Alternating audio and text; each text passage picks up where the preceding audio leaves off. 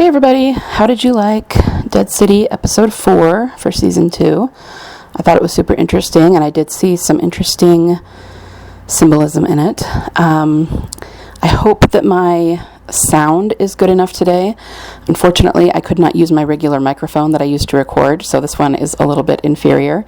So apologies if the sound quality isn't quite as good, but I should be back to the regular one next week.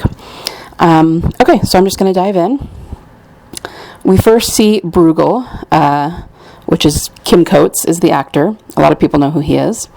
And he's holding a mouse, and he's talking about Radio City Music Hall. So we did have some music references in here, and obviously we had some art references, lots of paintings in the museum.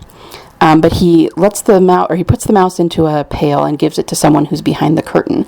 And it certainly doesn't seem to be a walker, because a hand comes out and takes it, but we don't know who this is. And then we hear this really gross crunching sound that he's eating the mouse, whoever's behind the curtain. And Brugel says something about, "Oh, good, you're hungry. We have a lot to do today." So then we see that Negan and the Croat and the Dama are all going to talk to Brugel because he wants to discuss terms. And the Croat isn't too happy about that. He thinks Brugel should come to them. Then we have the first really big reference that made me happy. I don't know if anybody caught it. Negan kind of randomly walks over to an old truck. It's a towing truck, and it says Rockaway Towing, and there is a walker in the front seat. You guys, this evidence, this symbolism is still going, right? It's still playing out. We saw it first that we know of in 509, which was the last episode Beth was technically in because she was part of Tyrese's hallucination. But we believe that the symbolism there was of Beth waking up in the front seat of a truck, and we've seen this many times since, and usually in pretty Beth heavy, or at least Beth symbolism heavy episodes, like Always Accountable. I know we saw this there. We've seen it a bunch more times, but we had it again. And in this case, I do believe the walker was male, but they specifically show him, at first he's like lying down, he's not moving, and then he kind of wakes up when Negan is looking into the window at him. So that's interesting, but it's going to get more interesting as the episode goes along. The next thing that I wanted to bring up was the name of the tow company, which is Rockaway Towing. So way back in season 7,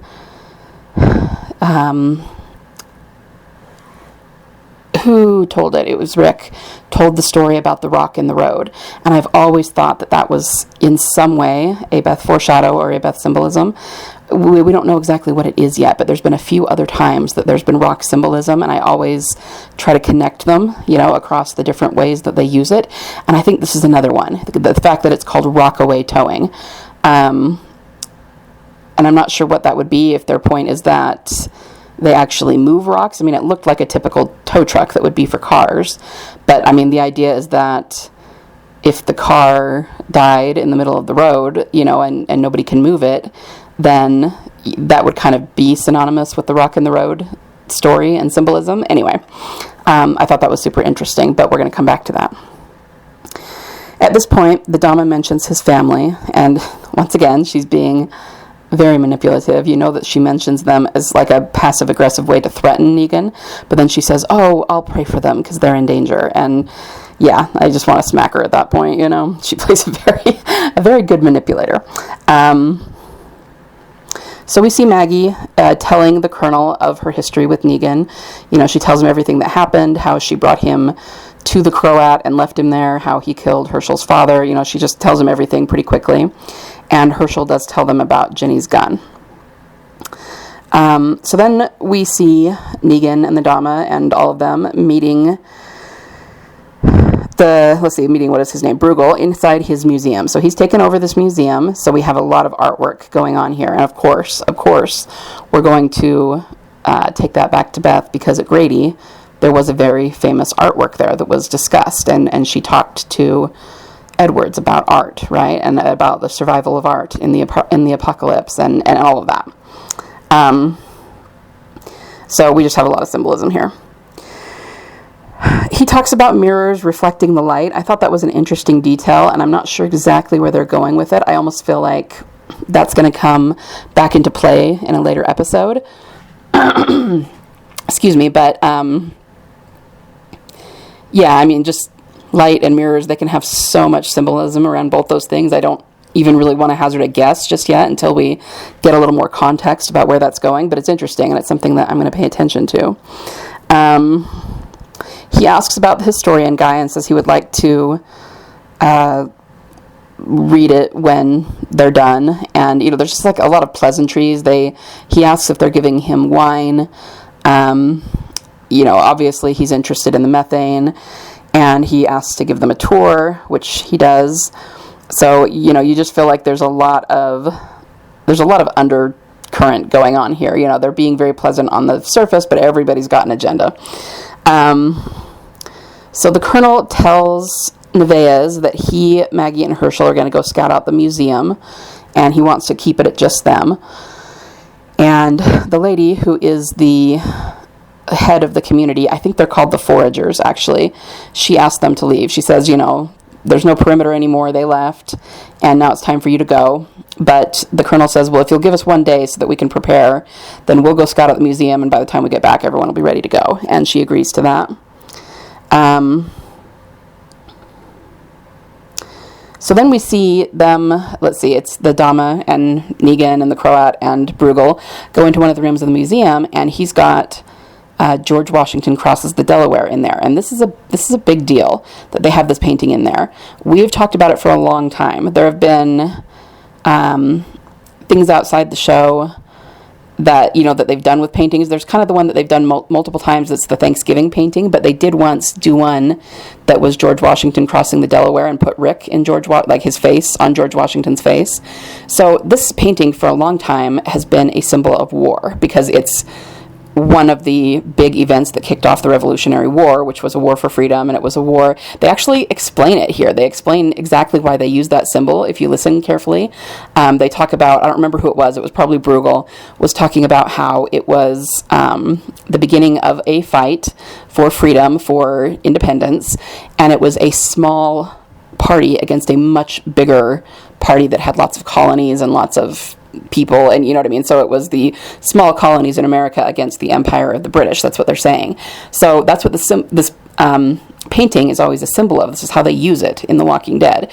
I think they probably used it for All Out War. That's why they put Rick's face on it, and that was several years ago, but we have it here again, and that's exactly what's going on here. You have they consider themselves the underdogs, right? The Dama, they're the smaller group that's on the island, and they know the Federation of Communities is coming for them, and they're a much bigger entity. So they see themselves as the underdogs fighting for their independence against a much bigger entity, and that's why they are using the painting. But we've also talked a lot about how there's always a thread of different wars that they use as symbolism throughout. So we've seen things that represent not only the Revolution, but the Civil War, the War of 1812, the Napoleonic Wars. I mean, there's been a bunch of them.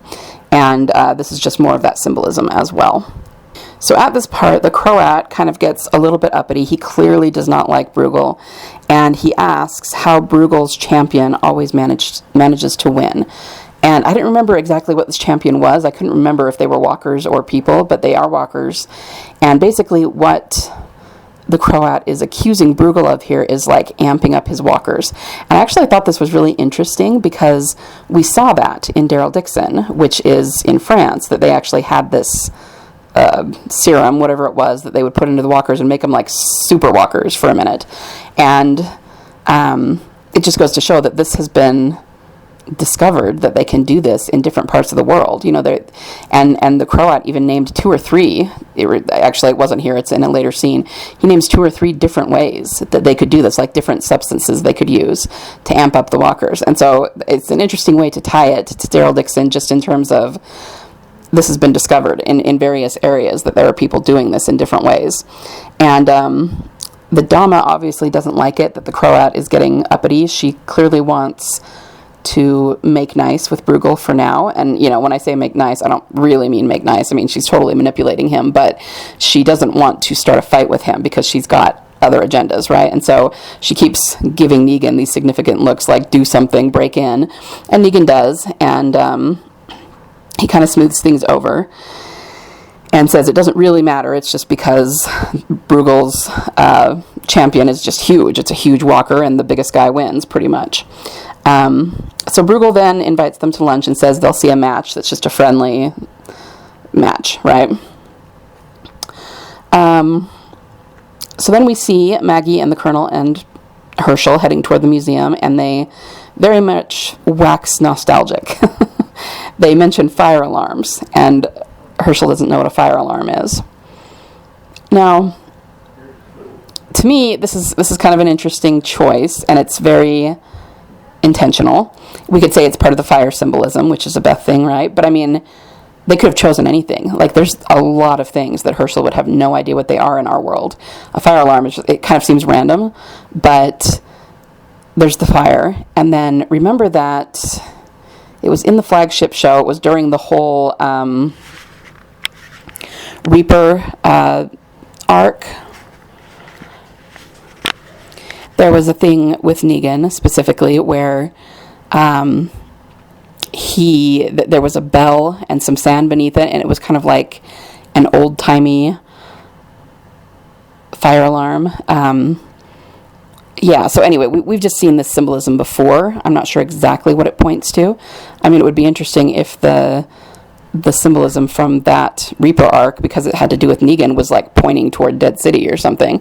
But even in Dead City, I'm not sure what the fire alarm means. So, I mean, even if it's not a Beth thing, which, because of the fire, I kind of think it's at least loosely related. But even putting that aside, I mean, I don't ever believe that there's anything they say, any symbolism they choose that doesn't point to something. So the fire alarm has to point to something within Dead City, and that's why they're mentioning it here, right? So I'm not sure what that is, but again, I'm kind of on the lookout for it. They talk about that. They talk about what foods they miss. Breakfast sandwiches, jelly donuts. Maggie mentions a Kit Kat. She says she hasn't seen a candy bar since 3 years in. It was her birthday, and Glenn surprised her. So then she gets kind of sad about it, and it's sweet. It's nostalgic. It's kind of fun to hear them talking about the old world. And then Herschel again says he doesn't see what was so great about the old world. He doesn't see why they would want to bring it back, because it always leads to fighting and killing.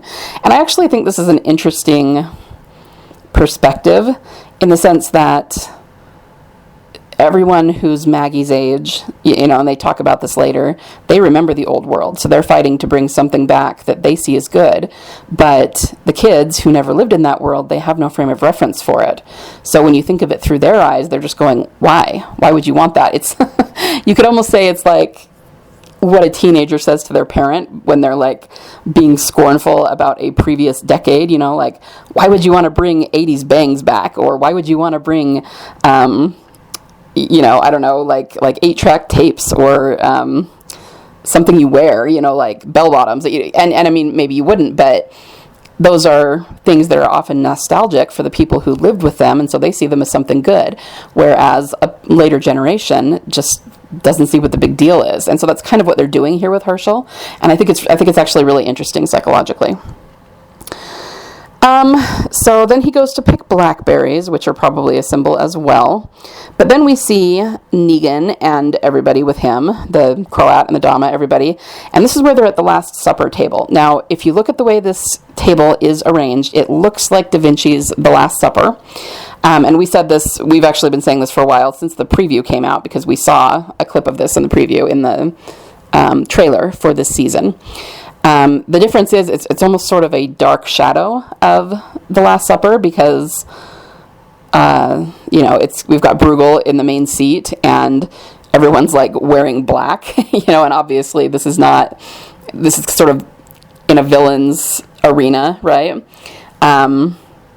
But it's still interesting that they're using that. I mean, the Last Supper stuff was used very obviously in season 5 around Beth. We saw a lot of it in Father Gabriel's church. So this feels like, kind of a dark mirror to that. And so it's just something that we should keep an eye on, because with Brugel in the central position, which is where Christ would be, it's kind of like saying either that he's going to be a sacrifice, which I think he very well could be. I think the Dama's probably going to end up killing him by the end of the season, or he's the devil, and that works too. So I'm not sure yet, but it's really interesting. So they're sitting here, they're eating, they've got a walker arena, almost like a gladiatorial arena right in front of them, and they just have walkers fighting while they eat, right? Pretty gruesome stuff. Brugel makes fun of the Croat's accent, which he doesn't like, but again, these two there's no love lost between them. They do not like each other at all.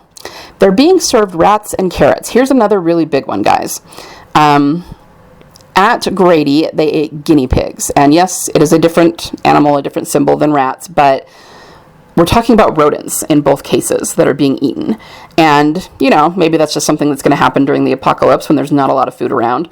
But they're showing us very obviously what's being served. And then there's the carrots. Carrots have always been a Beth symbol because Gimple himself told us that he wanted the song, The King of Carrot Flowers, to play when Beth and Daryl were in the funeral home having dinner, but he wasn't able to attain the copyright for it. So he wanted to put something that was very obvious that had to do with carrots over a really pivotal scene with Beth and Daryl. And so to me, this screams Grady, and then you've got carrots, which screams Beth. So that's pretty interesting. Then we learned something pretty cool. Disturbing, but cool, about the Dama, the historian guy. I don't know his name. I wish I need to learn his name. Anyway, he says that the Dama used to be a critic. He knew he'd seen her somewhere, and finally he figures out where, that she used to be an art critic. So she had like a column, and it was one of those things in newspapers where they put sometimes the picture of the columnist right next to the byline, right? And that's what it was. So he recognized her from that, and he said that she was scathing and really smart, and she kind of ran the city with her critiques, right? So that's kind of an interesting bit of backstory about her. Then he says there was a play that ran, and it was called The Little Empress, and it was mostly a mockery. Okay, I'm really side-eyeing The Little Empress. That feels like a tarot card reference to the Empress, and we have seen that around Beth before and tied into Beth symbolism. So really interesting. And then he says that there was some sort of scandal that involved the Dama, where she had some sort of altercation with the writer of the play, and she bit him. Yeah, that's not creepy or disturbing at all, right? So I think they're going for a few things here. We don't know exactly why she was angry with the writer, like why she would have gotten mad at him. They didn't go into that too much, and I'm assuming we'll learn at some point. Is the little empress her? I mean, was it meant to be scathing against her, and that's why she was angry? I don't know. But if she's kind of ruling the city, then she sees herself as an empress. She sees herself as a queen. I can also call back to what I said last week about Lion, the Witch, and the Wardrobe symbolism, right? Narnia symbolism, in that the White Queen thought of herself as an empress, right? So maybe this person that was the author of the play wrote The Little Empress to make fun of her, and maybe it was supposed to be about her, and I don't know. That's kind of the vibe that I'm getting, but they haven't really said what it was. Anyway, but it's super interesting, and apparently she bit this guy, which almost suggests that she's like on a level with the walkers, because walkers bite people, and she bit someone. And yeah, obviously people can bite people for other reasons, but you know what I mean? This was meant to be pretty sinister, and if it was a big scandal, she probably hurt this person. At the very least, they would have had to go to the doctor and get stitches or something, and it was something that made the papers, such that this historian guy remembers it. So, interesting and disturbing bit of backstory on her. There's this part where Maggie and the Colonel are looking down, watching from the top of the roof, and they're looking down at like the cars that Negan and the Dama came in, and they're going, well, there's guards down there, we're going to have to wait until Negan comes out and kind of decide what we're going to do next. But just the way they were looking down from the roof reminded me a lot of Grady, because Rick and Daryl were on the roof when Daryl met the cop in the parking lot and asked for a meeting. Sasha and Daryl were looking down from the roof. I mean, there was just a lot of that around Grady, and so it just felt very similar. This is where the Colonel and Maggie have the conversation, and he says, how much of what we're doing is for us and how much of it is actually for our kids.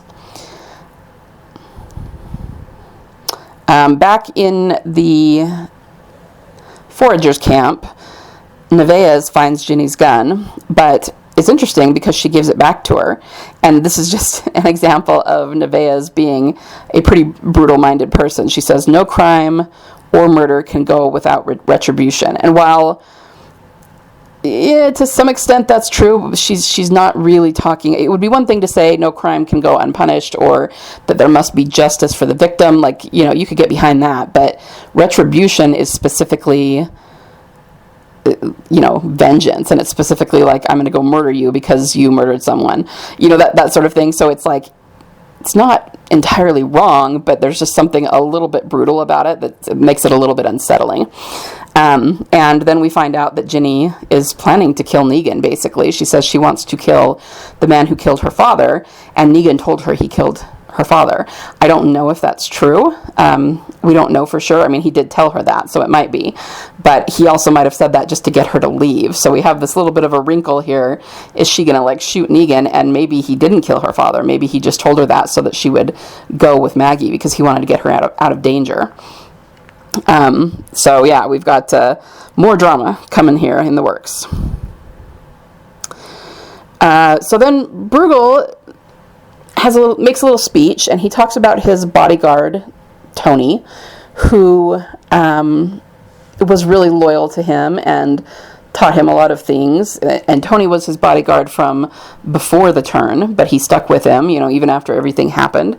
And then Brugel goes into how he wants them to build a second methane factory or facility, whatever, in his museum. Now, at this point, the Croat gets really angry and says Brugel is cheating by injecting his champion with some kind of hormone. So he tried to lead up to this when they were in front of the paintings, and the Dama got Negan to step in. But here, the Croat jumps in and gets really angry and, just says it anyway, pretty much. And, Brugel kind of plays it off, but eventually he says it's getting late and they should go. So he's frustrated now, and he's offended, So once again, the Dama looks at Negan and wants him to step in. So Negan does, and he, again, kind of smooths it over. Negan's really good at talking, right, and smoothing things over like that. But he suggests that they basically do a trial by champion and says, we'll each pick a champion, and the winner gets his way, basically. So if Brugel wins, his champion wins, then they have to give him the methane, and if he loses, then he has to join them without strings attached. And everybody agrees to this. It's hard to know exactly what Negan was thinking here. I guess I'll talk about that more as we go along.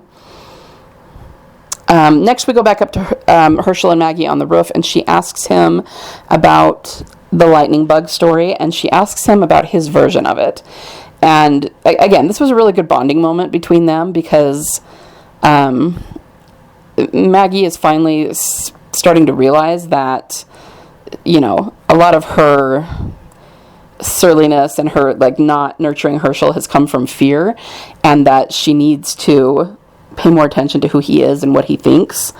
And when he tells her his version of the story, there's a lot she didn't realize, and now she does, So I'm not sure how much this bonding is helping in terms of, Herschel's loyalty to her rather than the Dama. I'm not sure that it's making that big a difference because, as we see later, he still goes in to see the Dama when he's in the museum, so it's not like he's turning away from her all that much, but it still feels like a nice bonding moment between him and Maggie. So here's the next big thing. Remember I said we would come back to that walker that's in the Rockaway truck. Negan goes and gets that walker out of the truck and says that's going to be his champion against Brugel's great big walker champion. I don't even know exactly how we're meant to interpret this, but if this is really kind of big. If the walker in the front seat is meant to be Beth, he goes and gets her as his champion to fight this fight in the arena. That's some really specific symbolism. They set this up very specifically. And yes, I mean, the walker ends up dying, and it's just mostly for this episode. But again, that symbolism is really, really heavy. It does suggest that the person who was left in the car, who woke up alone in the front seat, is going to end up being somebody's fighter, somebody's champion, right? So I thought that was really interesting. And I so want to know how we're supposed to be interpreting this. And of course, they're not going to tell us. But it's really interesting. So when he went out and got that walker, I was like, oh, he's using that one. Okay, all right, let's go with this, right? So up on the roof, they do see Negan take that walker, Maggie and the Colonel do, and take him back into the museum. So that's when they decide to break into the museum. They go in through the basement. They start the George Washington painting on fire, and the Dama assumes that it was Negan who did that at first. She turns around and basically says, I hope you know what you're doing, and he goes, yeah, me too, and he's not really picking up on that she thinks Negan did this in order to distract Brugel in some way or give them some sort of advantage. Then Negan hears the savior whistle that he used to use, and he, heads out, goes toward it, makes some excuse about using the bathroom, and we finally have him come face to face with Maggie. And this was a really fun scene. I thought the dynamic here was really, really good.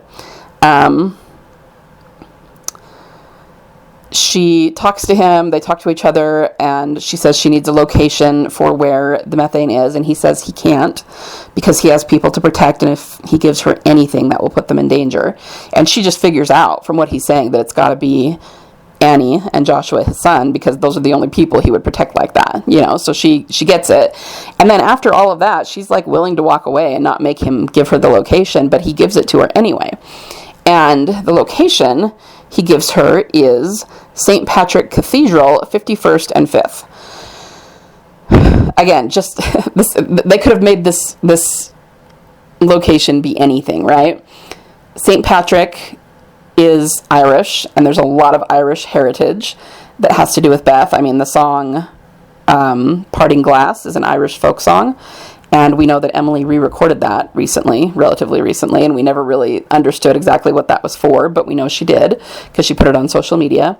And then there's all those fives, 51st and 5th. You know how many fives there were around Grady? It was season 5, they were on floor number 5, I mean, just all over the place. So 5 is a number we very much associate with her. So then,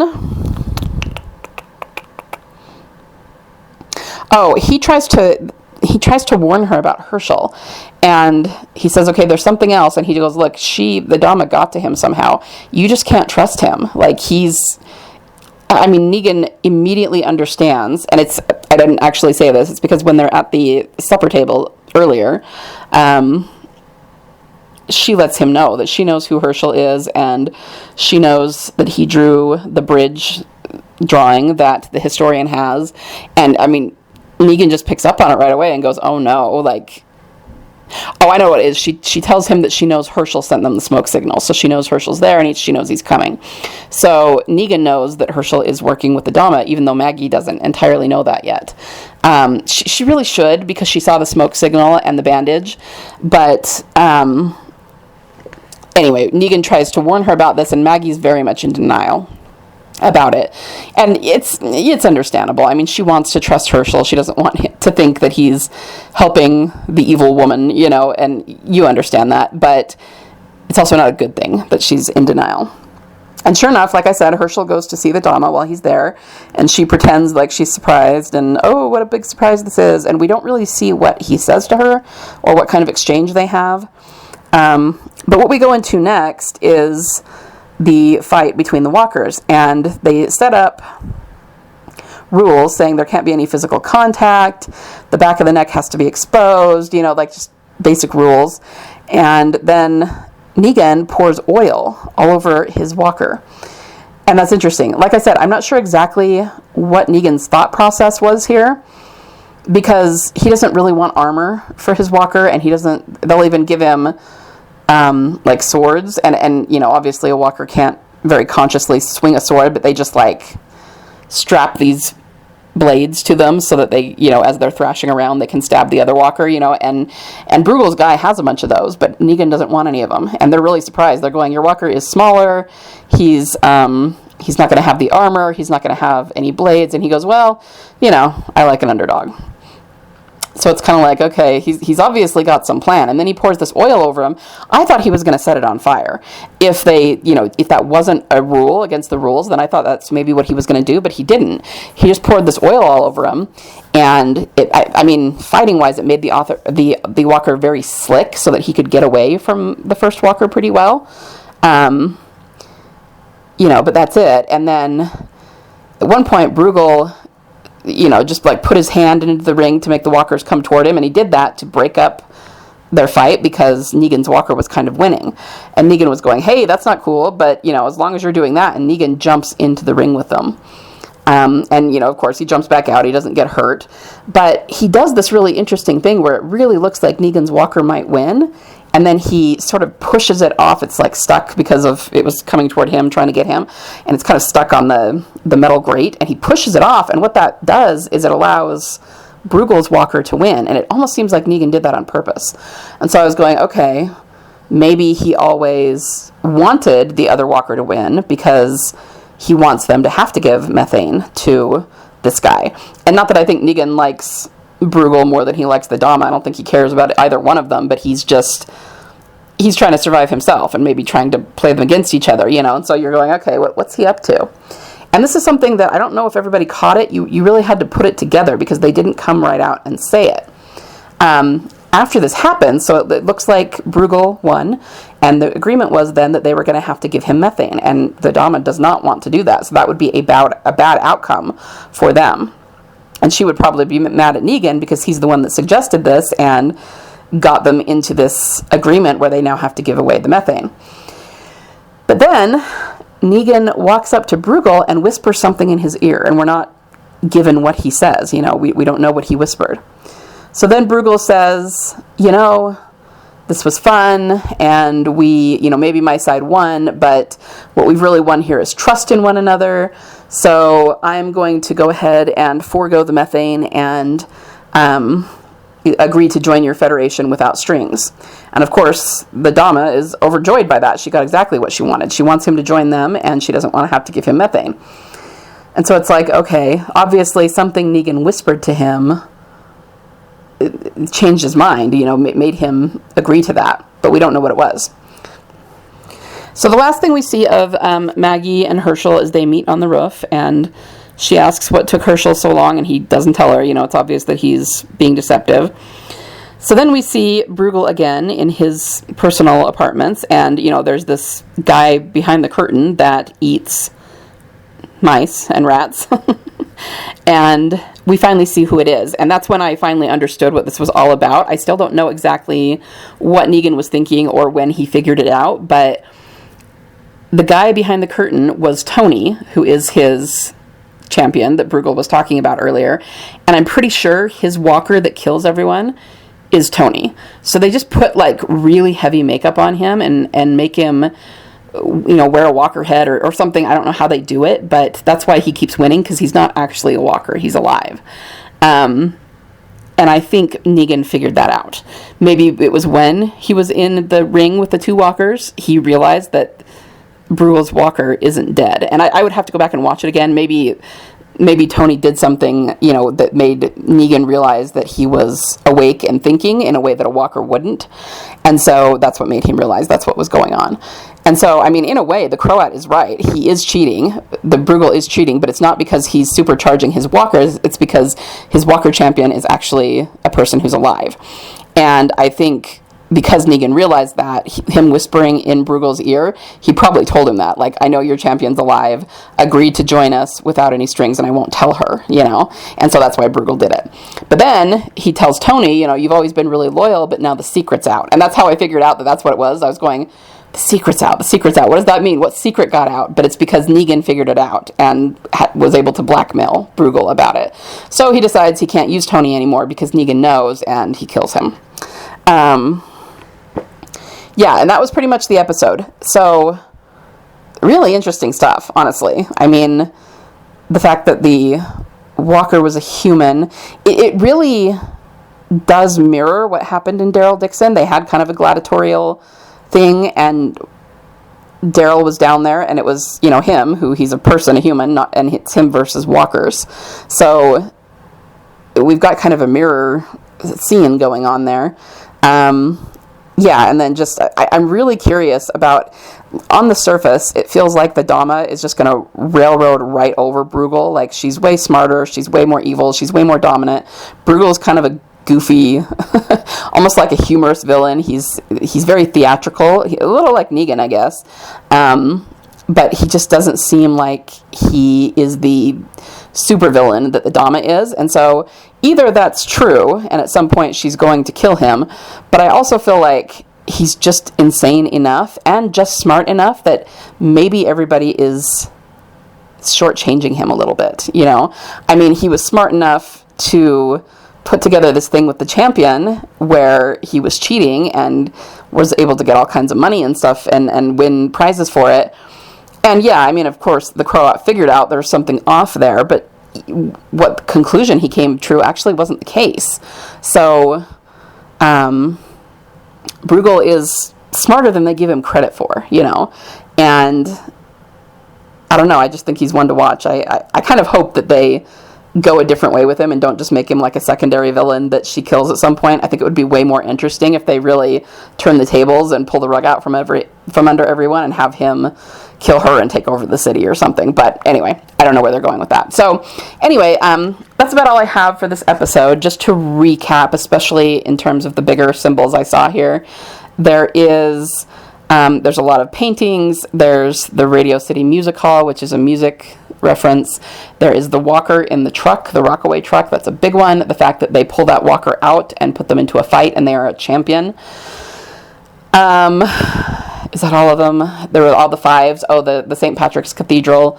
And remember, actually, I didn't mention in Always Accountable, which is 606, which was a really Beth Symbolism heavy episode, the trucks were called Patty. You remember that? And it's a reference to Patrick, or St. Patrick, and they were called Patty 1, Patty 2, and it was just the names of the trucks. And so, especially having the walker in the front seat of the truck and being, side by side, adjacent to some sort of St. Patrick symbolism is definitely something we've seen before. So, again, just to point that out, the symbolism is still here, it's still important, it's still going.